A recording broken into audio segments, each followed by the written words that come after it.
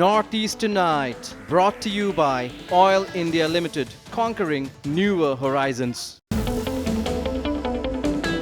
Northeast Tonight, brought to you by Oil India Limited, conquering newer horizons.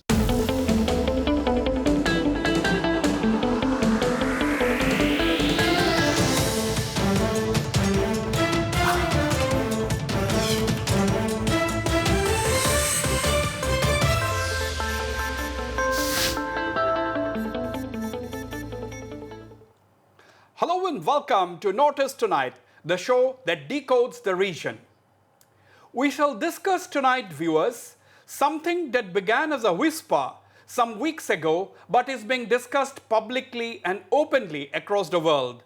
Was COVID-19 designed in a laboratory, or is COVID-19 man-made in China? The other possibility that people are debating is whether the deadly virus originated at the Wuhan Institute of Virology that is known to be researching on coronaviruses since 2000 onwards. Opinions vary. While most scientists say that COVID-19 virus is naturally derived and not man-made, they say that the virus's genome has been sequenced, and if it had been altered in a lab, we would expect to see signs of inserted gene sequences. But there are scientists like French Nobel laureate Luc Montagnier, who has claimed that the SARS-CoV-2 virus came from a lab and is the result of an attempt to manufacture a vaccine against the AIDS virus. By the way, Professor Montagnier was awarded the 2008 Nobel Prize in Medicine for the identification of AIDS virus. In interviews and exclusive podcasts, Professor Montagnier claimed the presence of elements of HIV in the genome of the coronavirus, and even elements of the germ of malaria are highly suspect. He said, and I quote, "The Wuhan City Laboratory has specialized in these coronaviruses since the early 2000s.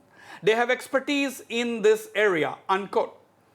The debate has come to hog global limelight after US President Donald Trump acknowledged media reports that the novel coronavirus may have been accidentally leaked by an intern working at the Wuhan Institute of Virology in China. President Trump even went to the extent of saying that his administration was looking into reports that the novel coronavirus escaped from a Wuhan laboratory before it spread to the world. Wuhan Institute of Virology Director Yuan Jinping, in a rare media interview, rejected the rumors that his institute is the original source of COVID-19. Jinping said rumors are being spread to create what he said confusion, and that it was not easy to synthesize a virus. But not everybody is willing to believe Jinping.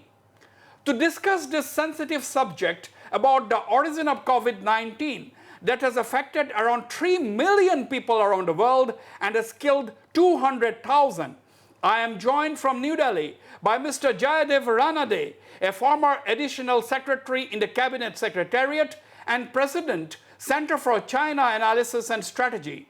Also with me from New Delhi is Professor Swaran Singh, Head, Center for International Politics Organization and Disarmament at the Jawaharlal Nehru University and a well-known China expert. Joining me from Kolkata is Mr. Subir Bhaumik, journalist and author. In Jorhat, I have Dr. Purnima Barua, Associate Professor of Microbiology at the Jorhat Medical College. And at the studios with me in Guwahati, I have Dr. Ajanta Sharma, Professor of Microbiology at the Guwahati Medical College and Principal Investigator cum Nodal Officer of DHR ICMR funded state-level viral research and diagnostic laboratory. Ladies and gentlemen, welcome to Notice Tonight. I'd like to go straight to you, Mr. Jayadev Ranade in New Delhi. Mr. Ranade, the world seems to be polarized now over whether or not the COVID-19 virus is man-made. And there is the general perception that, well, when it comes to China, anything is possible. The Chinese are capable of doing anything. So what is your take? How would you like to begin? Wasbir, firstly, good evening. And there are 2 points essentially in your question, built into your question. The first is whether this virus was manufactured in a lab and unleashed by China on the rest of the world. Right. The jury is still out on it. People are still investigating. And it's not yet confirmed whether this virus had natural origins or whether it was manufactured in a lab. I think it'll take time before we get to the root of it. But having said that, the second question is that of credibility or trust in China. And I think at the popular level, the trust that existed, whatever little in China, is today at almost zero.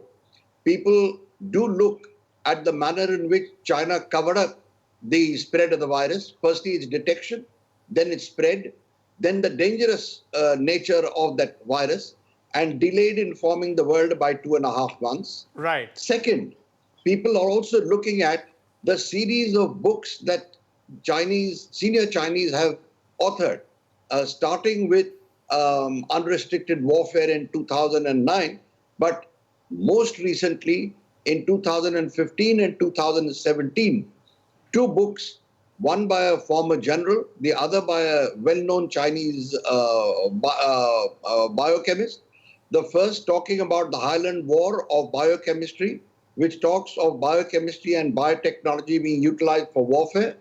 And the second, it's a detailed chapter included as a compulsory reading in the premier military institute in China, the National Defense University, in 2017, which talks about specific targeted ethnic genetic warfare.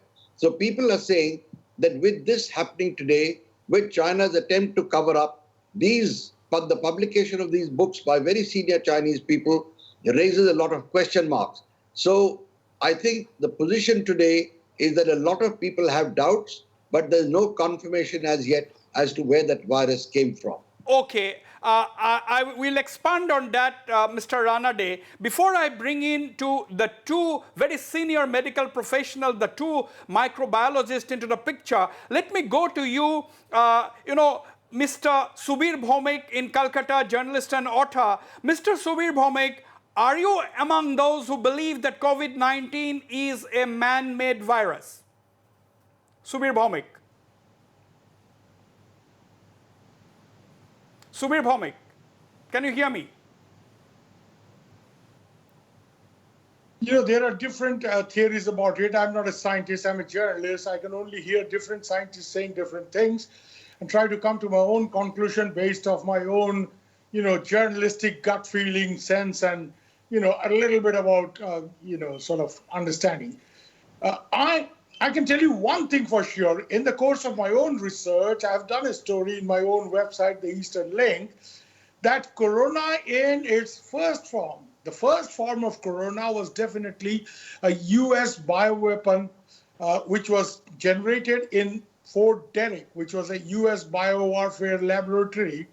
The United States ran this biowarfare program from 1943 to 1969, when it was finally canceled due to a global uproar over the Agent Orange, the chemical warfare unleashed by the Americans in Vietnam. But before that, among the 20 pathogens that had been generated by the American scientists, bioscientists, one was hantavirus, and one was coronavirus. And this is something that Nancy Cordari, who is a leading author on bioterrorism, Mike Maloney, they've all written about it. The point is, after 1969, these viruses which had been developed were mostly destroyed. Only small quantities were retained in the interest of future research. Point is, if this was with the Americans, how did something like this end up in China? Is the China thing something new? Because it's obvious that the impact of the virus was first reported from Wuhan. So there are 4 possibilities here, Wasbir, and I'll briefly tell them. One is that the Americans had retained small stocks of this virus. There's America-China tensions have been at their peak. trade war, Trump versus Xi Jinping, we all know about it. So number one possibility is, as the Chinese have alleged, that the Americans during the World Military Games in Wuhan would have carried it and left it there, dropped it there, through whatever vehicle is possible. Yeah. Possibility one. Possibility two, the Chinese are famous for stealing industrial and technological secrets from all parts of the world, but especially from America. They've developed their entire nuclear program developed on the basis of that.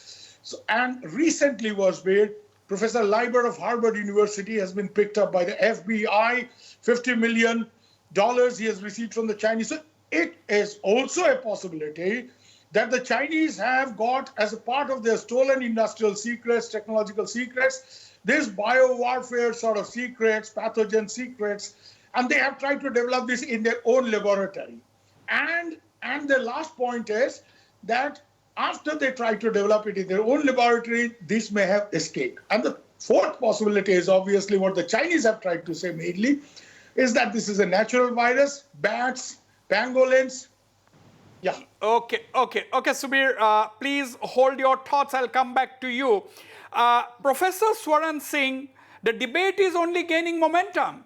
There are two sides. We will ask our medical professionals or the microbiologists on the show. They will have their own take because you cannot rule out either opinion. Now, what is your opening remark, Professor Swaran Singh?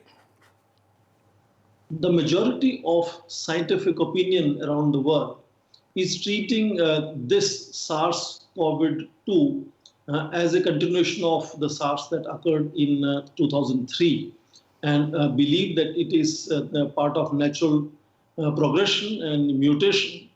But of course, there are also scientific voices that believe that this was a man-made tragedy and it is out of the leak from a virology laboratory in Wuhan.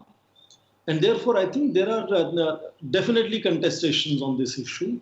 What is making this debate far more aggressive and contentious is the politics of it. And we are noticing that particularly in some of the powerful nations like United States, Germany, UK, and Australia, there are now voices which are kind of seeing China responsible for withholding information in initial stages and not sharing that this was a virus which was both dangerous and contagion of it could spread around the world. So I think there are now voices that are talking about suing China.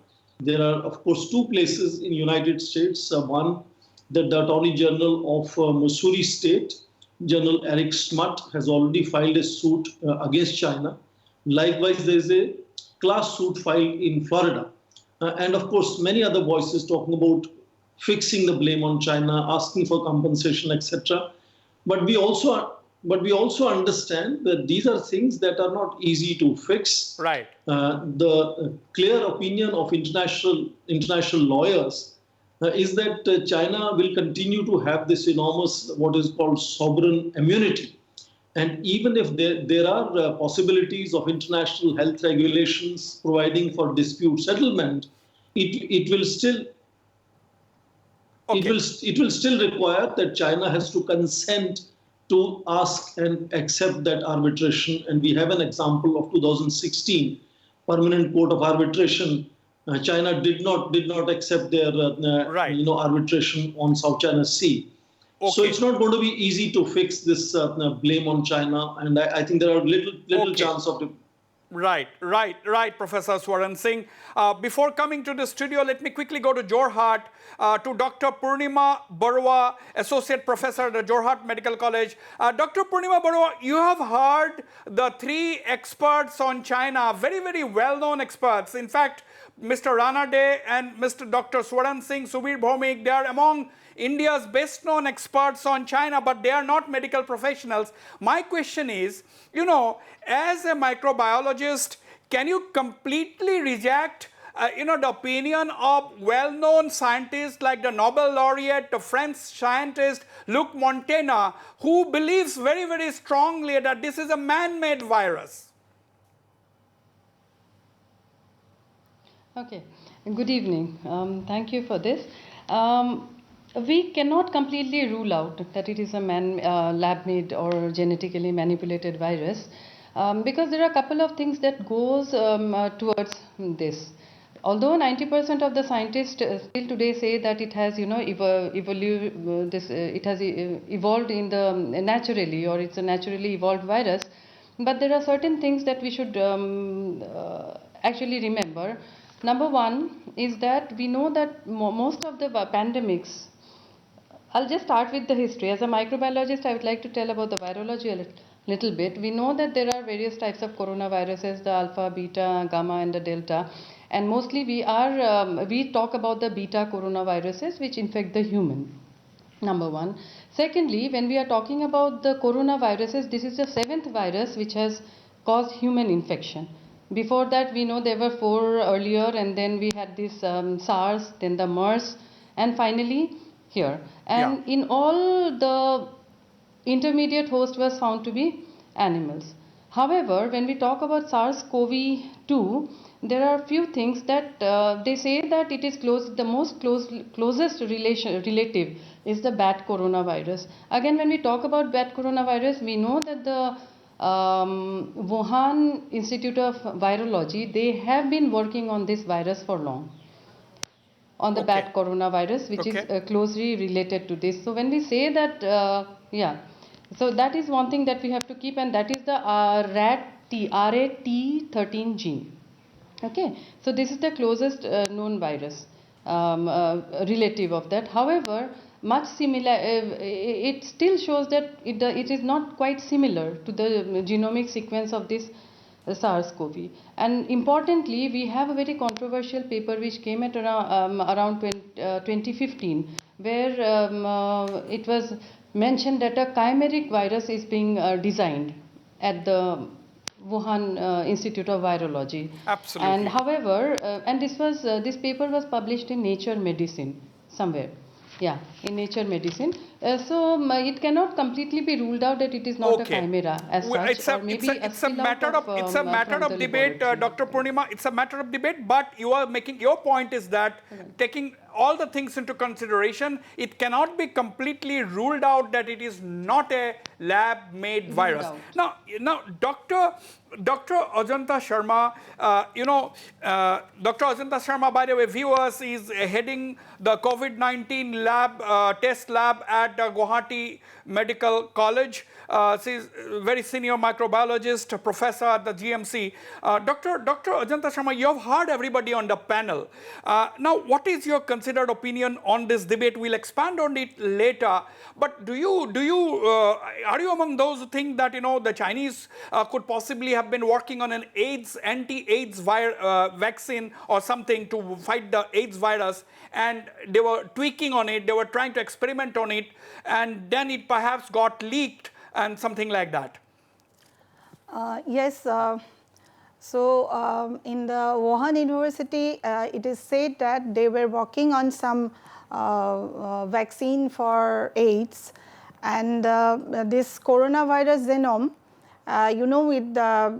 it contains sequences of the HIV virus, which was detected long back in 2005. Right.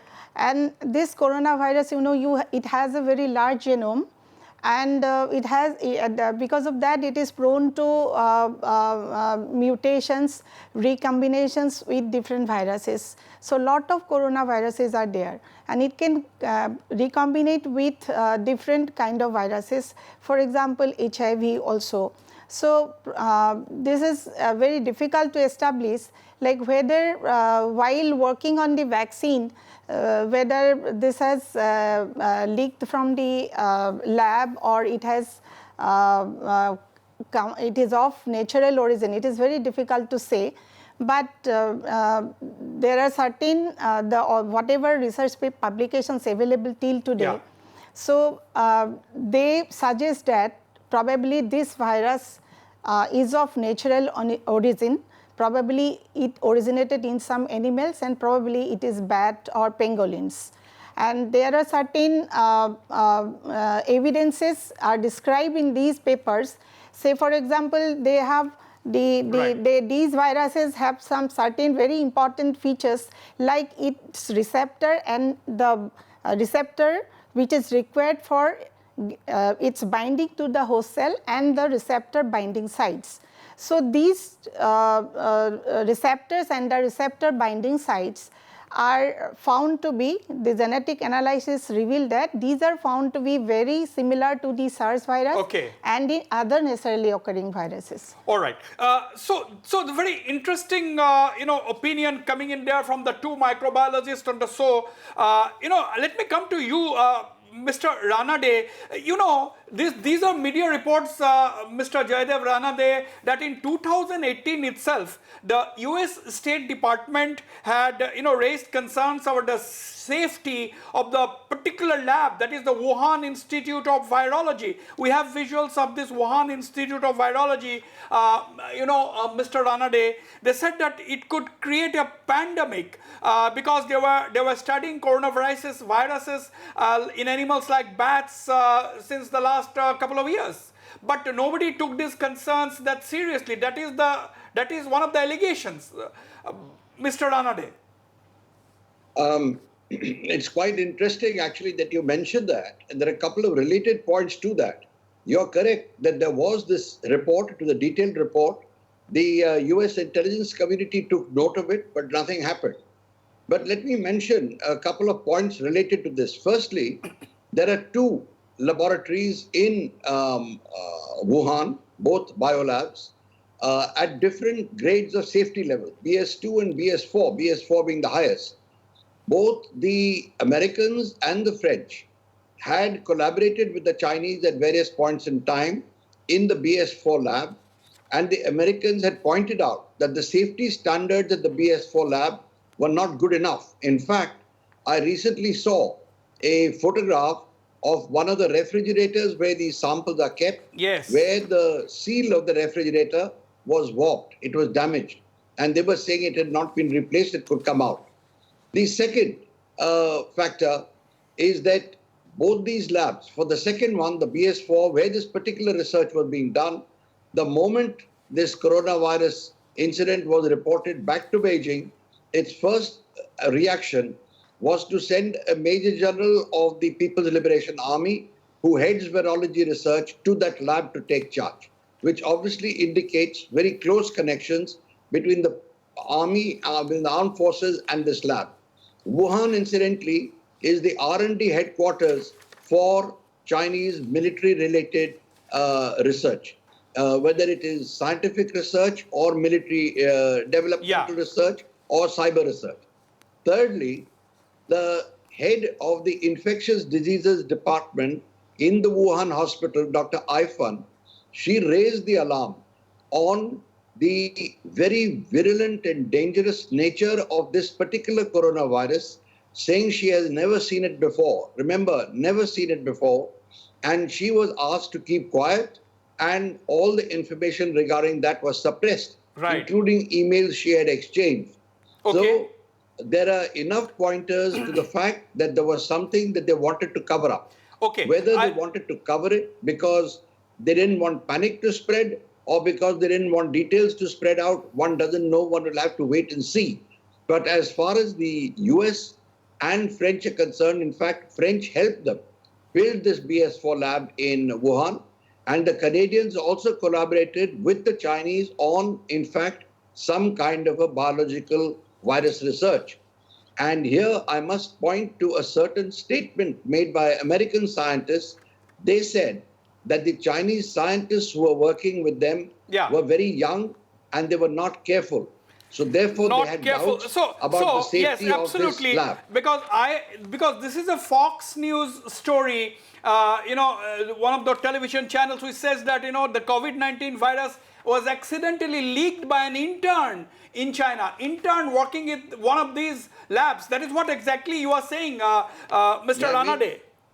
May I make one more comment? I happened to, by chance, to see a tweet put out from Wuhan by some Chinese gentleman. It was deleted very quickly after that, but it was a tweet, mind you, which said that the head of that laboratory, one Yang Wang, said that he was not really a trained, very well-trained person, and he used to sell lab animals to the Huanan wet market. I don't know whether it's true, but this certainly was put out by a Chinese. Yeah, absolutely. These are very, very shocking information coming out, and we have no way to confirm the veracity of some of these. But yes, these also, as we have been discussing, nothing can be ruled out at this point in time. Now, Dr. Purnima, you see, what is the difference? How can we, tweak? Can we work on a virus if it is to be a man-made virus? How easy is to synthesize it in a lab? How easy or difficult is insertion of a particular strain of HIV, for example, into the coronavirus? How easy or difficult the process is? Very briefly, very briefly. Actually, it's not about insertion. When we are talking about this HIV virus, since there could be some short sequences which would match, because both are RNA viruses, and we know already Ajanta ma'am has mentioned that it has a very huge genome. Okay, so there is a possibility that since both are RNA viruses, there would be some short sequence which may match. And it is not necessary that only HIV, there would be other RNA viruses which could match with yeah, absolutely. Let me bring in Dr. Ajanta. Dr. Ajanta, I mean, the same question goes to you. Now we are, the world is talking, not just we are just part of this whole debate. Now, how easy, difficult? The same question that I asked Dr. Purnima. How can we make this easy? Can we make this easily in a lab? Actually, it is very difficult to synthesize a virus in the lab. But it's not impossible. It is not impossible because lot of viruses has been prepared synthetically. Those are for some other purpose, like for preparing a vaccine or for therapeutic purposes. So chimeric virus or synthetic virus has been prepared earlier. But in the context of biological weapon, so it is very difficult to synthesize a virus, but I don't want to say that it is not possible. Yeah. It is possible. Now you see, then what about this possibility of an accidental leak? As Mr. Ranade was saying that, there are two types of labs. The P4 is the most secure. And the director of this Wuhan Institute of Virology, a person by the name of Yuan Jiming, we had shown his picture earlier on the program. Yuan Jiming has recently denied in the last 48 to 72 hours, he has denied that, his lab was the place where this virus originated, or he also denied the leak. Now, question is, there are already, in responsible media organizations around the world, there are stories which said that this was leaked by an intern who was working on the coronavirus. How easy, is leaks possible? Actually, it is not possible because this is P4 lab is for very highly pathogenic, high-level organisms, and this is the biosecurity level should be very strict, and no authorized person should be allowed inside, and this is a restriction of the entry and exit of the persons in the lab. So in a P4 lab, it is almost next to impossible. Yes, that next to impossible. That's what. Absolutely. Sorry about interjecting here. I'll have to go for a break, but before that, very quickly, Subir Bhaumik, the Chinese are not only denying engineering the virus, but also denying leakage. But a lot of people are saying that, well, you cannot take the Chinese at face value. They can do anything they like. Subir. The Chinese are not famous for maintaining safety standards. So I can understand if they try to deny that this was not engineered in their lab. But Chinese have a biowarfare program. Again, this is something I've, in my own website, Israeli experts like Danny Shoham, my good friends, they have written about it.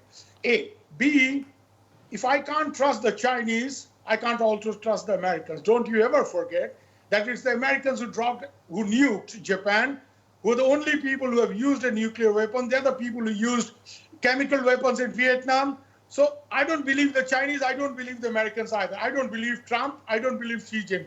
Yeah? Okay, you don't believe Trump, you don't believe Xi Jinping. We'll continue with this debate. I'll go for a short break. Don't go away. I'll be right back.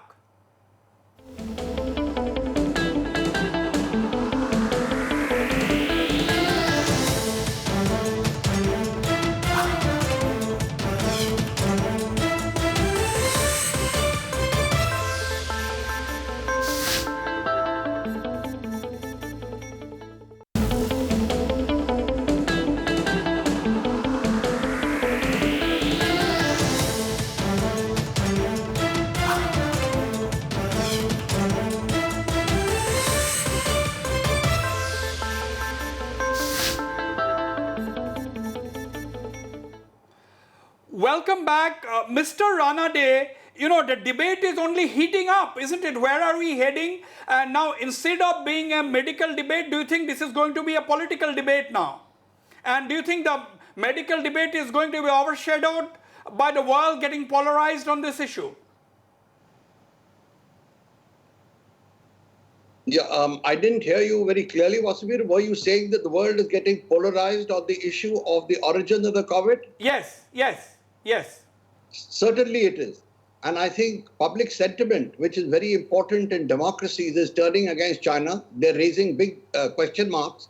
Now you can imagine when people lose their family members or their loved ones, they're going to get quite upset and emotionally distraught. So it's not necessary that they're going to look for scientific data to back up their assumptions. Look at the number of the deaths in Italy, in Spain, and the United States. It's quite a lot. Already, these countries have started questioning China's intentions. They have started questioning the reasons for the delay. And in any case, all of us, I think, who are affected, realize that the 2.5 months delay by the Chinese has cost us very dearly in terms of preparing for the COVID medical threat, as well as in the race for developing vaccines. So I think there are a lot of questions. You are aware that the US Congress has asked for fixing of responsibility as far as the Chinese are concerned. Yes. There are a couple of others who have filed a case for reparations. So the public mood certainly is questioning the Chinese. Absolutely. The second now, are the so-called COVID diplomacy that the Chinese are doing, trying to export masks and gloves, etc. And many of them are faulty. So the people are looking at it as the Chinese trying to exploit people's miseries. Okay. So certainly Absolutely. the world is divided on this issue. Right, world is divided. Now Professor Swaran Singh, Mr. Ranade was talking about vaccine. Now, many are speculating, Dr. Swaran Singh, that China could already be having a vaccine against COVID-19, but because they recovered so fast and its major business centers are today safe, and it's almost business as usual. As I said, there are a lot that we do not know as of now. There are serious questions being asked about how China could control it at such an early stage compared to the relatively developed Western world. And there are questions whether China has not shared the real figures with us. So all kinds of insinuations are being made whether the figures that China has given the world are right or not. Now, I would suspect that perhaps the vaccine being available in China is an argument stretched too far. Because if there was a vaccine available in China, then I think it will be known to the rest of the world, because most of the Chinese scientists are working on these issues in collaboration with Western scientists, with American scientists. So China having reached a stage of finding a vaccine and the world not realizing it, I think is a little difficult proposition. Okay, now another thing, Professor Swaran Singh, do you believe the head of the Wuhan Institute of Virology, Yuan Jiming, when he denies the virus originated in his lab, and he also said that it is not at all easy to synthesize the virus? Do you believe this denial? I think definitely the biosciences, the life sciences have moved really very rapidly ahead in last 20 years. So there are enormous work happening in synthesizing the genes, in gene sequencing, in sort of microbiology. So one can never rule out the possibility that enormous amount of research in Wuhan Institute of Virology must be going on, and including on issues that this virus would involve. But it's, as I said, it's only one guess against the other. And we will have to continuously seek the truth as we work towards it. But my sense is the scientists in China have been working in close collaboration with several international scientists. And it is not very easy for China to really manipulate the truth. I'll take an opinion from one from our medical specialist on the panel. But Professor Swaran Singh, can we reject simply the claim of someone like, Professor Luc Montagna, when he says that COVID-19 was made in a lab, actually? As I said, the voices are clearly divided at this stage. There are influential voices on both sides. But pertinent question here is how do we operationalize such a voice in case there is a contrarian voice which believes that it is a man-made virus and therefore China is responsible. I think it will continuously stay at the level of naming and shaming at best, as no compensation or punishment is possible in international law. And China particularly is a fairly influential country today with the veto power in UN Security Council, has enormous influence now on WHO, as everybody says. So I think we can continuously keep hearing these contrarian voices, but whether the world will be able to fix China in terms of blaming it for what happened, whether the world will move ahead and be able to punish China for it, I think those are not easy propositions to believe. Okay, now Dr. Purnima Barua, again, it's very interesting. It started in China, and China, was the first to have the virus. At the same time, it was the first to emerge from the virus. Today, India is on a lockdown for already 30 days, but Wuhan, the epicenter, got back after 76 days of lockdown. Considering that it was the hub of the disease, 76 days is not a very long time. And most of the other Chinese cities, nothing happened in Beijing, nothing happened in Shanghai, nothing happened in some of the big cities. Now, many will ask the question, how did China emerge so quickly out of this deadly virus? And people would, put an element of suspicion even in that. What is the medical explanation to that? Exactly. That is the question. Either it could be that it had been circulating over there for long and suddenly, it took some kind of, there was some mutation, adaptation, because we still don't know the intermediate host. If we at all think that it has come from any of the animals, it is not known to us. And at the same time, it is very surprising that how could they completely, get free of this, almost free of this, which means that they must be having some sort of vaccine or anything, which is, otherwise what else could it be? It has to be either immunity or some vaccine. Otherwise you cannot get rid of, medically speaking.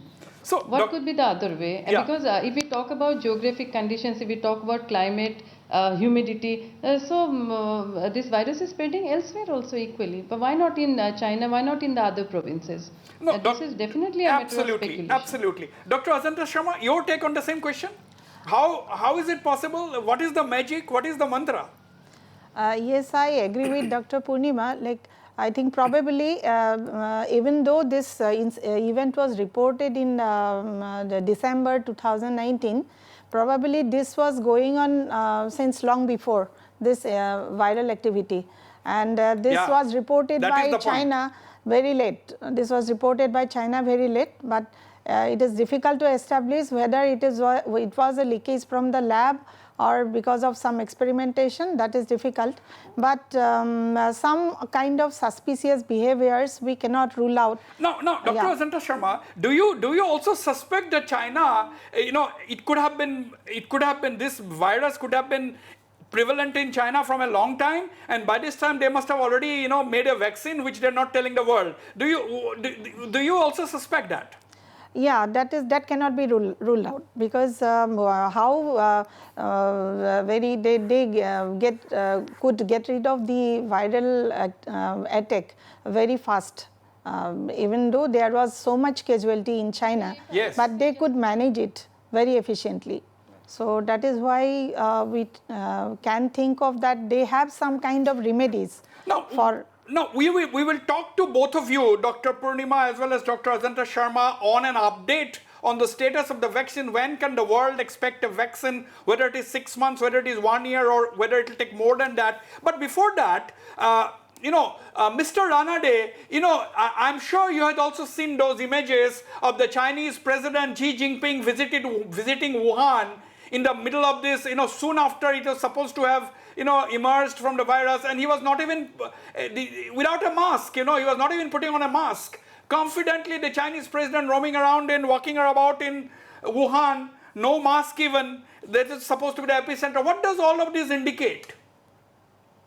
Since you read that, you must have also read a lot of questions being raised, some on the Chinese social media and elsewhere, asking whether he really was in Wuhan or not. Yes, of and they're course. pointing to the same thing, that he was not wearing a mask, whereas everywhere else he has been wearing a mask. Even in Shanxi, where he went recently to Xi'an, Yeah. he was wearing a mask. In Beijing, when he spoke, he was wearing a mask. So they were saying that, did he really go to Wuhan or not?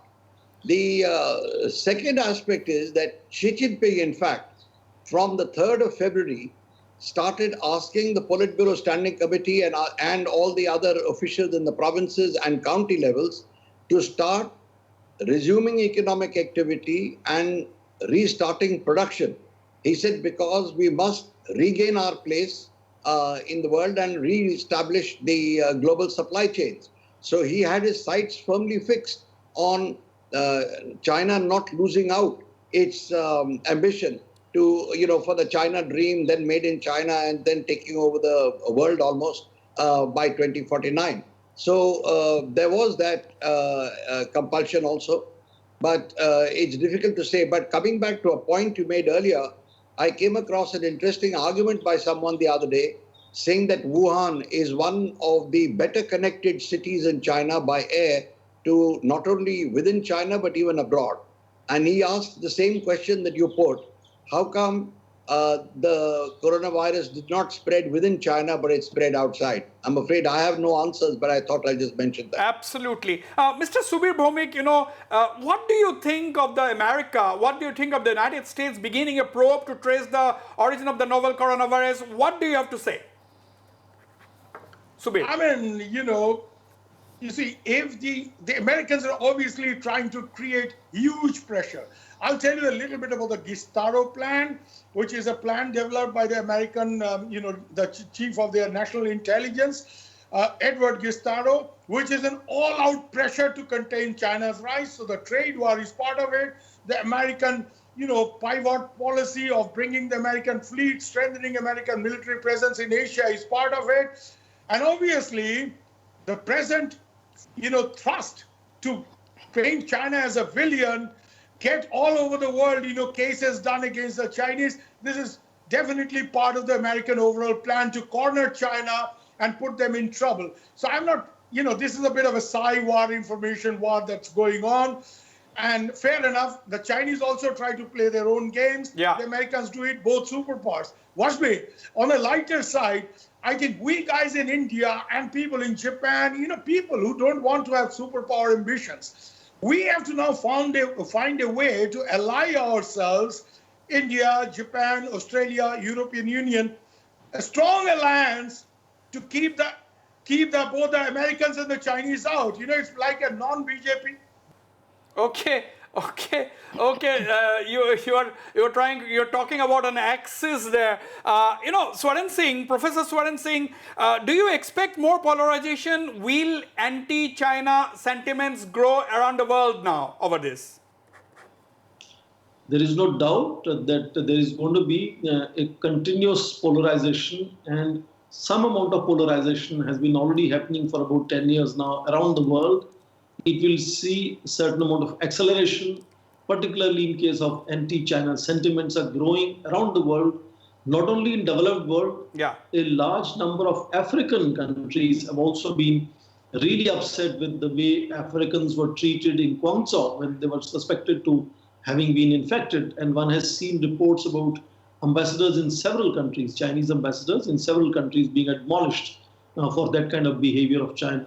So it's even Africa which is showing a certain angst and anger. So that anger and certain amount of polarization will definitely continue. There is no doubt on it. Whether that would mean a certain amount of damage to China, yes. A certain hit on its credibility has definitely happened. But advantage China is that it believes and it is showing that it is the first country to come out of the virus. And therefore, it is now using that opportunity to really go out as a benefactor and change the narrative to show itself not as a cause of the pandemic, but as a benefactor and savior. So a certain amount of that exercise is also going on. And one notices large number of countries, including India, are recipients of China's help, of course, with all kinds of questions on quality. But I think there are both sides to the story, that China is pushing its own narrative and the world is pushing another narrative against China. True. Absolutely, absolutely, Swaran Singh. Now, I mean, before I come once again to Mr. Jaidev Ranade, Dr. Purnima Barua, now the world is again focused. Now, there are two discussions in the world, whether this particular debate which we are discussing, what is the source of this coronavirus? And second, people would also want to know, what is an update on the vaccine? Can we have a vaccine quickly so as to protect ourselves from coronavirus? Or do you think the world has to live with coronavirus, this COVID-19 for a long, long time to come? When we talk about vaccine, first thing we will have to be very sure that how fast is the virus mutating, or is it mutating at all? Because what we see outside and what the kind of response of the virus which we see here in India, it seems to be quite different. So, who is producing the vaccine? To what extent will it go? And whether the vaccine is produced against some particular proteins or for the particular gene. So, whether it will be, if we are talking about in Indian context, whether it is going to work here or not. So, these are firstly we should know that what our strain is like.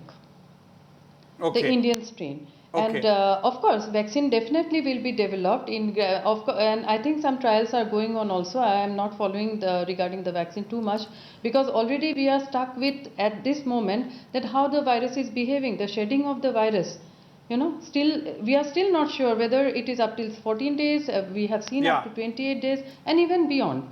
So we are still struggling with the basic things in India right now. Okay. Now.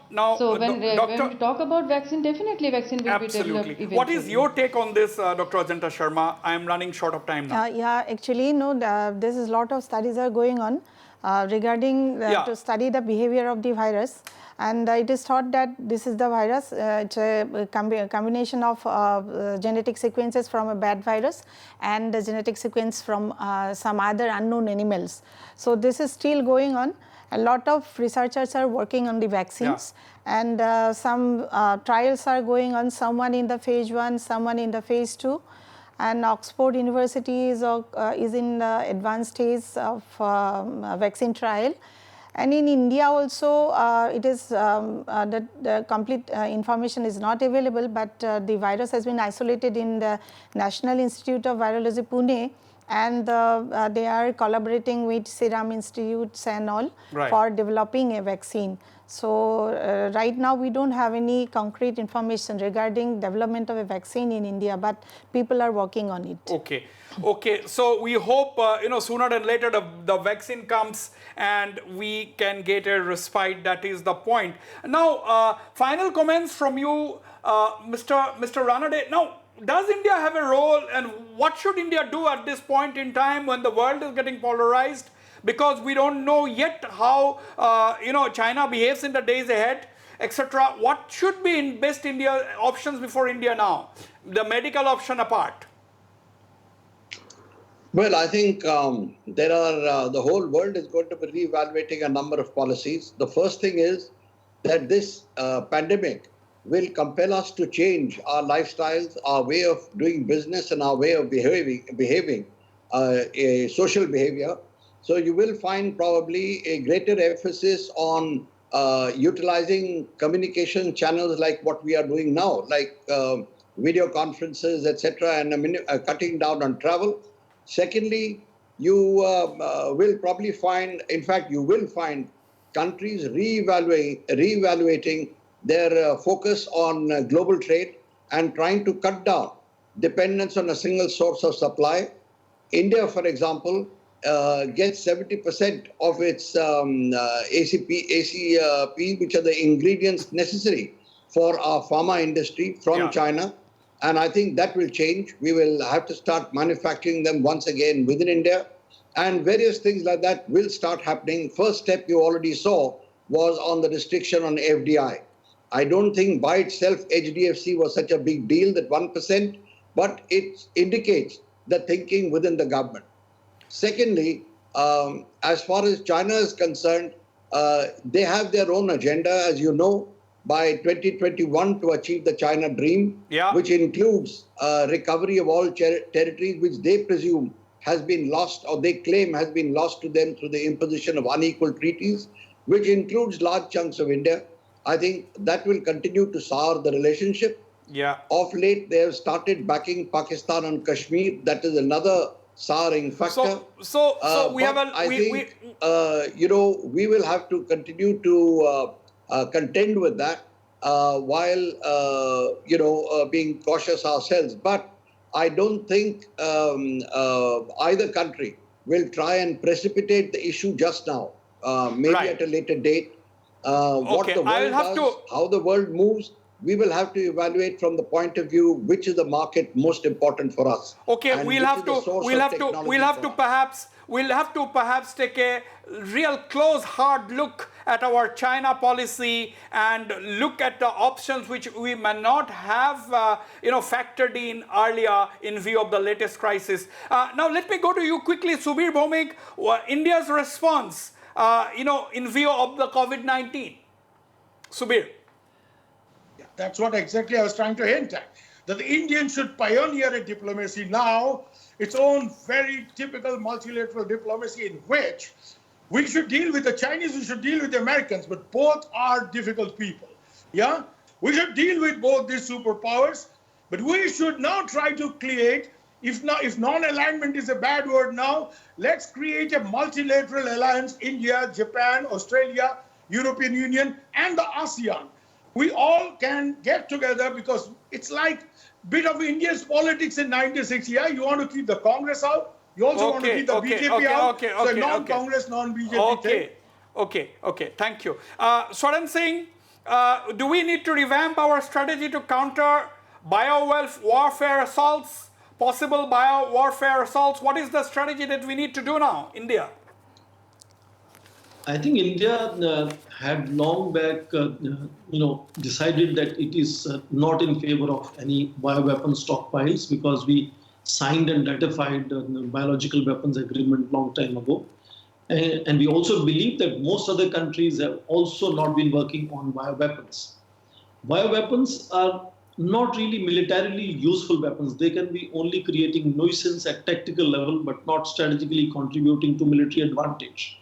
So I don't see any major incentive for states to work towards building bioweapons. Okay. The taboo against them is very serious, especially after the first Persian Gulf War, when the presidency of George Bush Jr. had declared that any attack on the United States by any of the WMD weapons of mass destruction, whether chemical, biological, nuclear, can trigger a nuclear response. So for states, it's not a very attractive proposition to think of building bioweapons. Yes, non-state actors, the terrorists may show sometimes the willingness, but they have very little capability to do so. The new conversation, the new conversation is the scientists, warriors, scientists who could be pursuing these for the sake of truth, could accidentally, you know, create situations of leakage, which could create certain danger for certain communities, to begin with those who are working in their laboratories, but also to communities nearby. But these are, I think, really arguments which are rather academic, and there is no policy action possible at this stage. Okay, Professor Swaran Singh, very interesting situation we are at today. The debate is only going to heat up, and the focus will definitely be on whether this is a man-made virus, whether this is a naturally originating virus. But the world is getting polarized over this debate, and anti-China sentiments may grow. But yes, India has a lot to do at this moment, perhaps re-strategize its policy and take steps to move ahead. On that note, I thank all my panelists for participating in the program and the viewers for watching the show. Good night and goodbye.